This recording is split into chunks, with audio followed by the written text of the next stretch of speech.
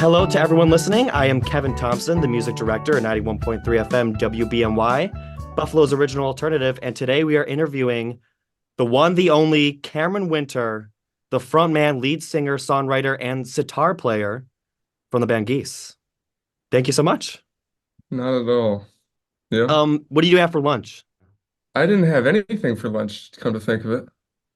Well, Well, you maybe got to that's why get I'm so irritable today. that's Mhm. possible. Hopefully that aggression will come out in this. We do like a good little banter back and forth, some aggression. It's Right. good. It keeps the questions rolling. So your album 3D Country, it's been out for almost a year now, right? It was in June you released it last year. That's right. Yeah.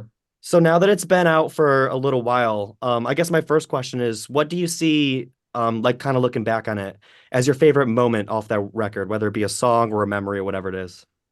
Wow, it's strange that it's been a year already. I mean, it's been finished.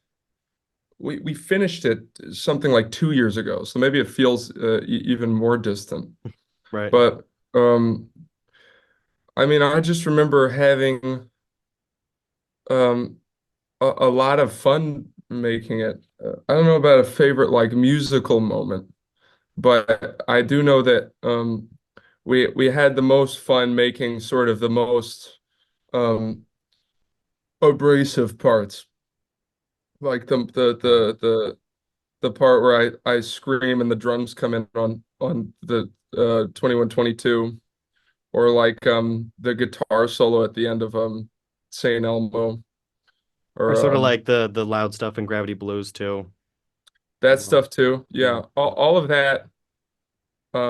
I was really excited by it for some reason because the songs like the making and like the songwriting and all of that stuff was sort of it was like hard labor, and then those other parts were like the fun bits, I guess. Because I know that you worked with the producer of the Arctic Monkeys album. That was kind of the first time you had access to all these tools, right? So it was just trying everything new.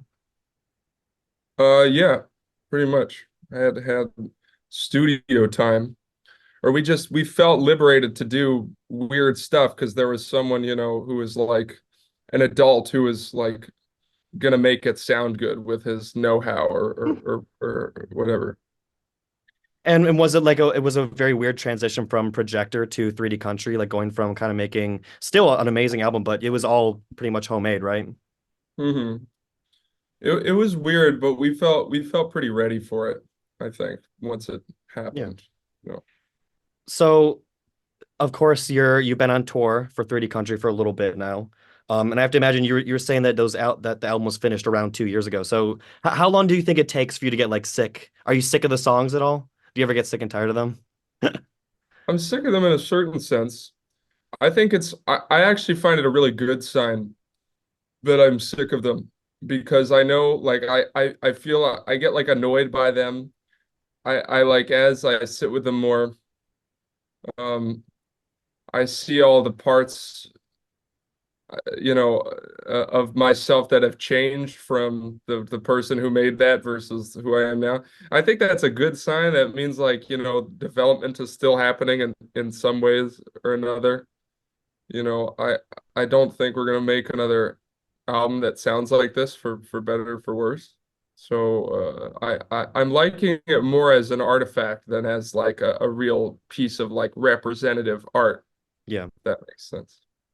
So one thing I actually found kind of interesting too is I know that Projector was more people sort of categorize it as more post-punky, but a lot of people tend to categorize 3D Country as a little country, which I've talked to some. I got a chance to talk to Dom and M last night on Discord. They're doing a little thing. It seems like you guys kind of don't really like that it's kind of been seen as a little more country-ish.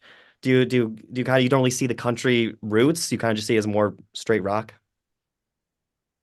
Yeah, personally, I guess we do, but a lot of it has to do with just the presentation of the record. I mean, it's called 3D Country, and there's a cowboy on the cover, and there's a lot of sort of Western imagery that's associated with country, so it makes sense. Um, well, we sort of, I don't know, I've always found that like the term country when applied to this record was sort of reductive to how we thought about it, but that just probably means that we didn't think hard enough about what we were actually making in terms of how it was going to be perceived or anything like that. So n now that people have taken that sort of tack with it, I see where they're coming from, and I think we might have accidentally made a country record. So speaking of the record and touring and everything, I saw you guys. I made the trip to Columbus, Ohio, and it was fun. It was in, was it like A&R Music Bar? It was a small little sort of bar music performance, and it was great. You guys killed it. But what I thought was really funny is the next night you were in Pittsburgh at PBG Paints Arena, opening for Greta Van Fleet. So I sort of was curious what it's like going from this small, really sort of venue to just a giant, huge arena with tons, like thousands of people going. Yeah, I mean they're really different experiences in a lot of ways, but also, we play the exact same set. Uh, Obviously, it's longer in our headline shows, but like we play, it's the same in the practice space versus A&R bar versus arena. So in a lot of ways, you feel very similar in terms of you're just going through the motions of playing the songs. But I mean, it's definitely like a weird sort of groundswell like thrill to play in front of that many people. It's just sort of it wasn't even really nerve-wracking. We spoke about it like the band because we're just pretty in the groove of playing shows at this point. We just do what we always do, and we know we're going to be able to do it. And so it doesn't freak us out really, but it's really depersonalizing like the big shows in a way that Right. is both great and terrible. Uh, like A&R bar, I think we all preferred the smaller shows, definitely. Um, That's what I was going to ask too, is if there's something you preferred, if you preferred the smaller ones, because I would imagine it's almost more of a personal experience and you get to connect with the fans more in the smaller venues. yeah, that's pretty much it. Yeah. They're just you can see the people you're playing to, and it's like, if you as much as we do the same thing, um, I think we kind of check, or at least I try and make like eye contact with the audience most of the show to just see what's working and what isn't, how into it they are, if I should ease up on anything. I Right. never really do, but I just, I like to sort of there's no real like conversation happening with the arena. It's like I can't see anybody. So we're Right. just shouting into the void. Of course, another big concert that are going to be opening for, of course, is King Gizzard and the Lizard Wizard later this summer.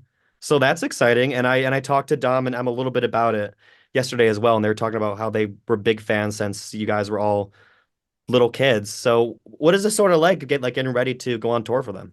It's felt really good. I mean, one of the only really consistently great things about being in a band that is at any level of, has any sort of fandom or is that reach is being able to realize that you live on the same planet as like a lot of the people that you really like or a lot of the musicians that you admire or have listened to forever.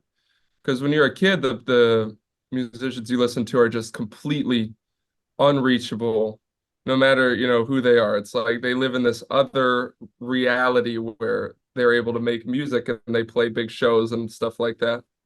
And, with the example of King Gizzard, this is like a real crazy sort of, feel like we're touching that world that we've always sort of dreamed about. To have them like our music is it feels like we're participating in some strange, sort of perpetual musical thing, which is great. Yeah, and I'm sure the King Gizzard fans would are absolutely gonna love you as well. Luckily, Toronto's only about a 2 hour drive, so I'm seeing you in Toronto. But I also have to ask, what is it like having Drake open for you at the King Gizzard concert in Toronto? Drake's opening for us, huh? Yeah, I was talking to Uh, Em and Dom, and they were talking about I don't know if they queued you in yet, but Drake apparently, it's a stopping ground, so he's right, ready. right. Yeah. Well, I know there's a lot of controversy happening currently with him, but we're we've known Drake forever, and he's, a good friend. And I just don't like all the nasty things being said about him. So we've decided to throw him a bone and have him open for us up in Toronto, give him a little Yeah. exposure. So did Drake, Kendrick, or J. Cole win the beef then? I believe Miles won the beef. In fact, if you know, you know. Yeah. You know, BBL Drizzy. that's right. So I mean, obviously you got a busy summer. You're touring with 3D Country, 4D Country, some new tracks. But amidst all the touring and songwriting, what do you like to use, I guess personally, to keep yourself focused and centered? The 2017 Fleshlight 5000 T model with a battery operated auxiliary motor control, adjustable in an app you could download on your phone. I hear that one's going big on the market. You got a rare one, an exclusive flashlight. I did, worth every penny. Worth every penny. And so every night that's keeping you locked in, as the kids say. Right, every afternoon after lunch. Oh, okay, right. Which hasn't happened yet, so I'm excited for you to get to it. Yeah, no, my irritability is twofold. So I guess in terms of just performing the songs, a question that I sort of have too is about your vocal influence as well, because I know some people compare sort of your croons to Ween, other like older artists such as Scott Walker. So I guess I was curious about just some inspirations or influences that you use for your singing style, because it is one of the things that I think really it helps your band to stand out amidst a lot of the post-punk. Love Ween, love Scott Walker. I mean, the sound of the 3D Country album is a lot just us sort of testing our limits. I think vocally that happened as well. Or I was just really inspired by a lot of those vocalists who not necessarily like are weird for weirdness' sake, but just really sort of explore the more expressive, like timbral side of um uh vocals. And I did my best to sort of tap into that. Like I said before, there's things I would change and things I would keep about how I sort of approached all that stuff on the record, but I think it fits with what we were doing instrumentally. Or I just wanted to like accentuate the instrumentals with sort of a vocal that matched their energy. And I think you did a very good job too, matching the sort of goofy, really fun, energetic energy of the tracks. But of course, I think too that you would agree, and I'm sure the other band members would too, that there's always like favorites off the album, but also I'm sure the songs are different for your favorites to perform live. So do you have a favorite track to specifically perform live? I like 2122. That one's always just the most fun, probably, because it's always different and I get to start it. I get to say the opening line, and I see if the headline shows, people get all excited, and that's very cute. And I never get tired of it. And what does Alula no on a Syria mean? That's a Good big question. question. No one's ever asked me that. It's sort of it means really totally nothing. Like the least meaning you can assign to anything is what it means. I mean, I guess it's sort of like I was trying to inject a little bit of just gobbledygook or sort of like faux weird, like voodoo magic type language into it. So what's your go-to drink? Chocolate milk or Dr. Pepper? My go-to drink is absinthe, Absinthe. stirred with a pen, served by my mother to me. In terms of chocolate milk or Dr. Pepper, I've never heard of those drinks, and I wouldn't care to learn about them. That's what the kids are drinking these days, so you know. Well, I don't associate with any children. I'm an adult. Are we having any like skibbity lyrics on the new album? Because you're talking about like the nonsense. I feel like maybe skibbity goes along those lines, some skibbity Ohio type deal. Once the kids get some money to buy records with, we'll go that route, Right. Once they're worth pandering to. Right now, I've YouTube hits ain't gonna do it. you know. So it's a few more albums in the album cycle before we get the like Skibbity Toilet references on the album. Yeah, at least give it like 10 years once they're sort of settling into their college dorms and can, they're serving coffee or something so they can throw us a couple bucks. That'll be exciting. So one thing I thought was exciting too is earlier this year in February, you performed a solo show in Ridgewood, New York. So I actually was curious how it was like going from performing with your band to doing your little solo show. Well, playing all the instruments at once is not easy. Right, Um, I sort of had to have the drum set strapped to my back and a series of pulleys and sort of Rube Goldberg-like devices at my disposal, sort of pulling levers and such. Playing both guitar parts, I had to grow my nails out on my feet. right. It was tough, and it went horribly. What was the inspiration for your solo show too? Did you Uh, just said like fuck it, I want to do a solo show, or was there is there like an actual deeper like work that you wanted to present? There was like some like there's some Cameron Winter solo stuff in the back vault you wanted to present to everyone. yeah, it'll be out of the back vault pretty shortly, actually. Um, I'm just finishing up some solo stuff that I'm going to put out. But I figured I would do a show, and it's just because hell, I don't got any other job. All I do is sit here and uh, write songs and agonize. I just wanted to make a solo effort because writing songs and then not putting them out. Some people can do it, and I don't like it so much. I like having projects that I can work on.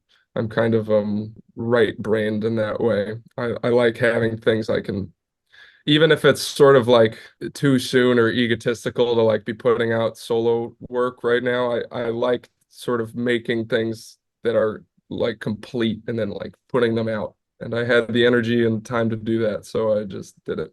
Like I wouldn't be comfortable doing solo stuff if it was just like Diet Geese. Right. It's really different from Geese. It's like Yeah. I don't know if many Geese fans will even like it or want to listen to it, but it'll come out. And I worked hard on it. But there you That's go. exciting. I also noticed this, and I see a lot of kind of very interesting religious imagery and themes coolly explored, whether it's just through like maybe like a little like sarcasm or satire, but especially, there's just some 3D country, there's Saint Elmo, there's Crusades. You almost kind of almost embody like a preacher on stage too. You have a very focused sort of transcendental way that you seem to approach the stage. I wasn't sure if I was getting any of that or not. Yeah, some of it, I think it probably started more from a place of sarcasm, all the sort of religious talk and God referencing. And then, it sometimes it blurs the line a little bit. I suppose I'm agnostic too, like everybody in the world, but it's like I also don't respect anything that's completely atheistic, Right. I think, especially as I'm coming more into my adult brain or whatever it is, like I used to be one of those sort of like, God isn't real and I can prove it. That's definitely how I was up until the recent past. But music does have this great quality, especially songwriting, it seems like, too. It is almost like a different way to connect spiritually to God or to these spiritual themes. So I really do see that in your performance too, that there is like a real like spiritual sense going on stage. And I was curious if you had like a really like transcendent moment that you can think of, or just like a concert performance where you really felt connected to something just outside of where we are in our tiny little lives. The solo show came pretty close. Maybe because it was just a new experience for me. Like certain geese shows definitely also get closer. Usually it's strongly correlated with how drunk I am. Right.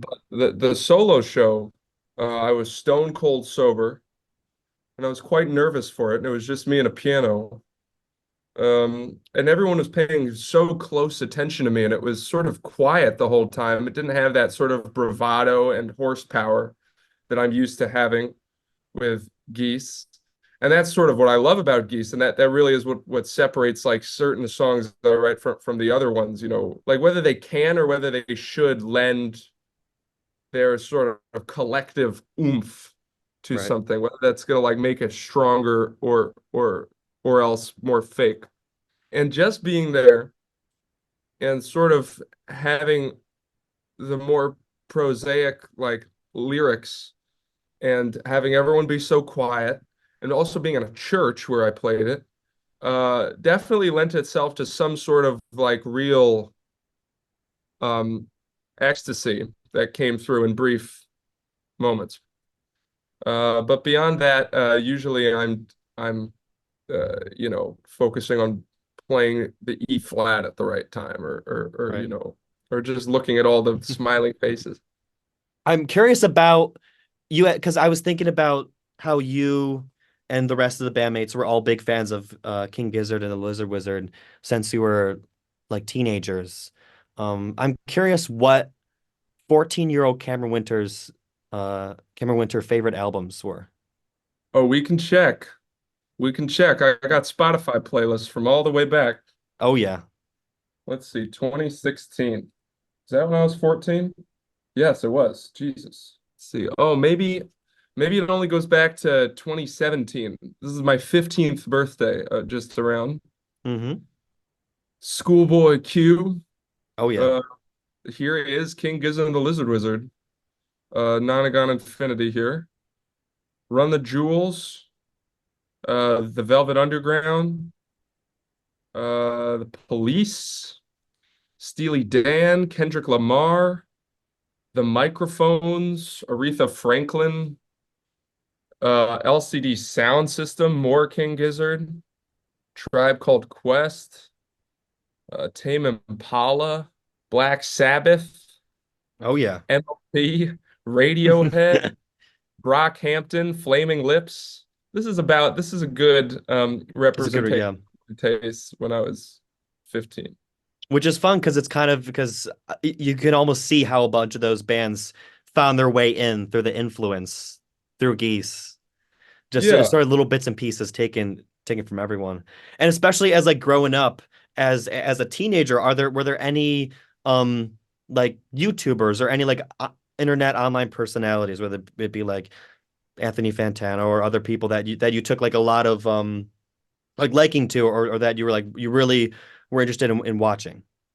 Yeah, I mean definitely um Anthony Fantano's really the only truly that I can think of ubiquitous like internet personality to do with music, or he's at least the leading um like authority on nerdy music or the leading voice in terms of like what's happening in music or whatever the hell. And I definitely watched him because I was, present on the internet and I watched a lot of YouTube and played, a lot of Overwatch in those days and was just Oh sort yeah. of like an online head. And I think I was obsessive and a little weird and like even incelly in like a lot of those ways that like sort of teenage white boys were and still are Hmm. in those times where I was just sort of the moment I found out about like good music, the moment I started listening to it, I had this urge to like master it or just like know all of it or be Right. like a really an authority on what was good or bad. Um, and I think Anthony Fantano was definitely taught me something about how to be pretentious about music, but Yeah. also not too cruel all the time, you know. He actually just DM'd us today. I think he's going to do an interview with us next week in Govball. But that's another one of those instances of like I've been watching this guy for so long, and now I exist on his planet, in a Hmm. sort of way which is a little scary. It's got to be a You little know, surreal. Yeah, definitely scary. yeah, definitely seeing your own album reviewed both is incredible and also just so scary. Luckily, he hasn't really said anything bad about anything we've put out, but if he does, I don't know how I'm gonna take it. It's like your dad saying like something. bad about you. I don't know. It's not just some random person. So I don't know. Are we gonna make like a bad Geese, like a purposely terrible album just to rip that Band-Aid off? Is there anything like you're thinking of getting someone Just like as get a out of the feat? way. Yeah, Right, yeah. we're making. What's the album cover looking like?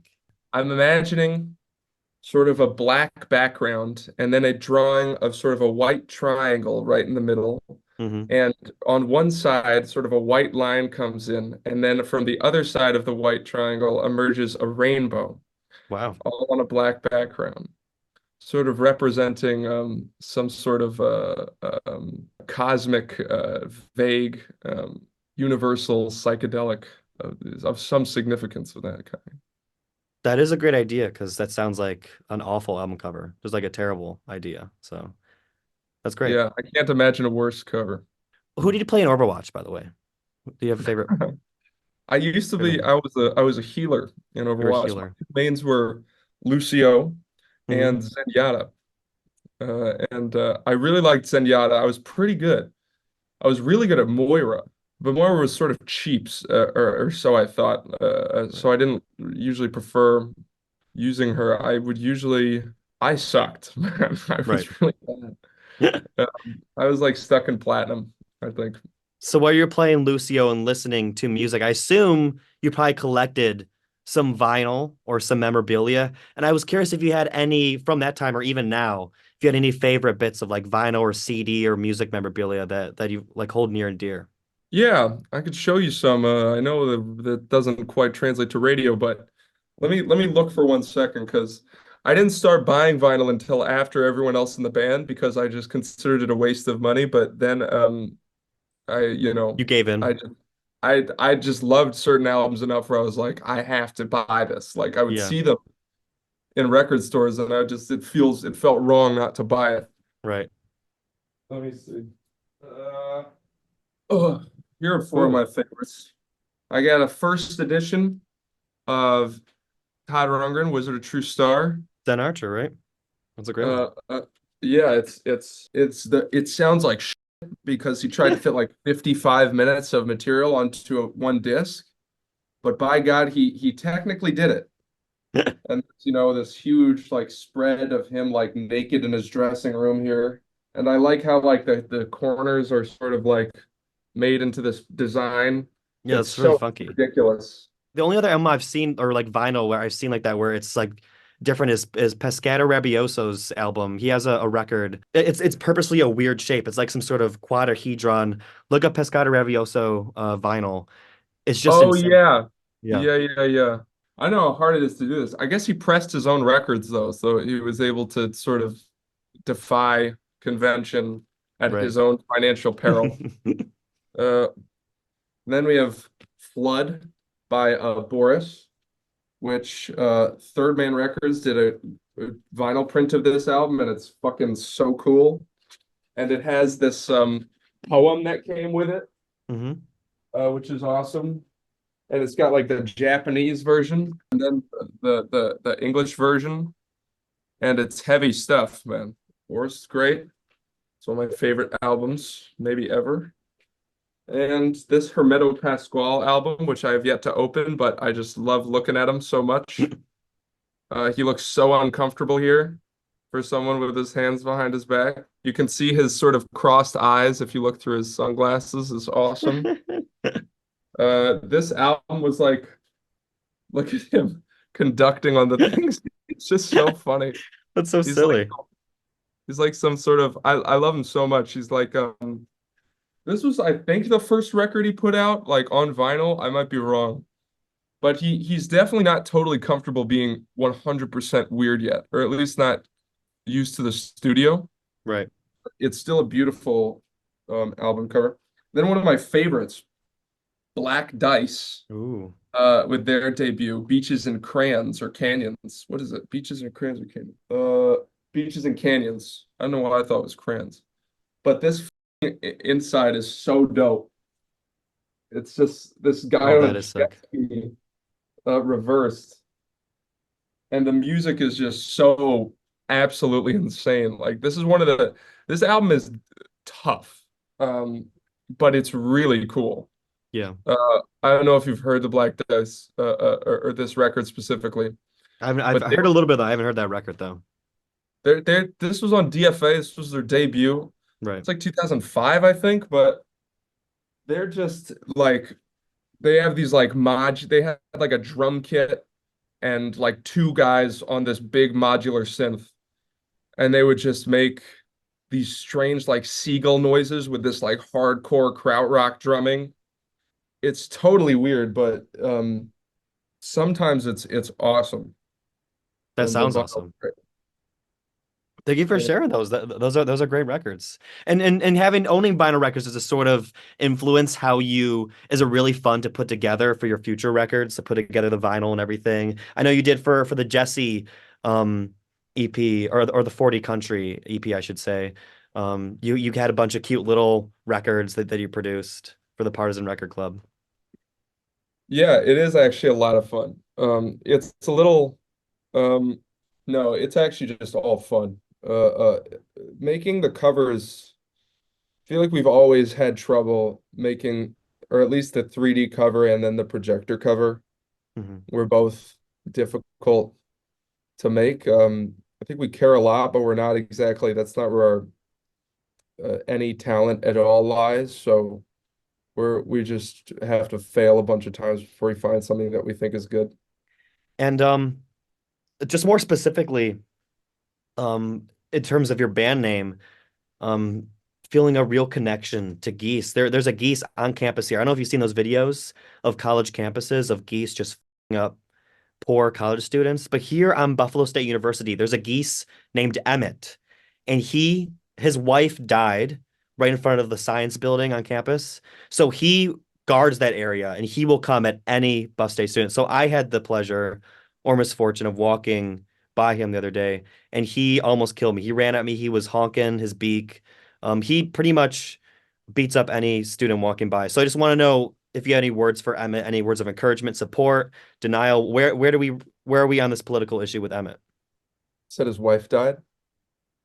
Yeah, I'm assuming this was a common law marriage, considering geese aren't typically, they don't typically get hitched. But he spent a lot of time with this other goose. a lot of time with a beautiful goose. I think raised some goslings. Oh, it's tragic. It is Now those tragic. goslings are without a mother. Yeah, Emmett's just taking it out on the poor students. Well, right. Emmett, if you're listening, and you're not, I would like to sincerely give my condolences about your wife and about just all the hardship that you're going through. Grief it never gets easier, but maybe you could find comfort in the fact that us humans too grieve throughout history. Everyone is united in their grief. And uh, I'm sure that your wife, nothing you do to these college students is going to bring your wife back. And you have to just accept that loss with, I know it's hard, but with some integrity and with some dignity, and think about your children because life must go on, and they need a strong father goose right now. Absolutely.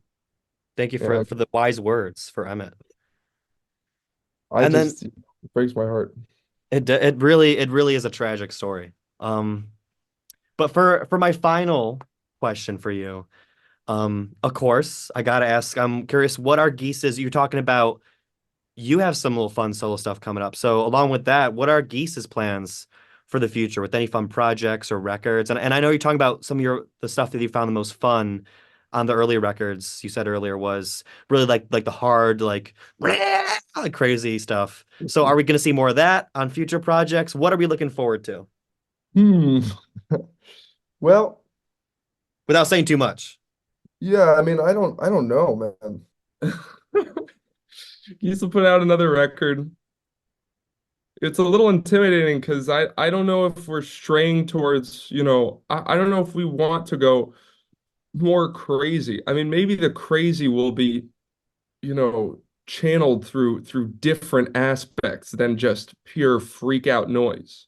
Right. I think that's part of the of what we're trying to do, or some of the music that we've been really impressed by lately as a band is music that's able to convey crazy stuff or high concept stuff without necessarily resorting to like middle eights where everyone is screaming all of a sudden.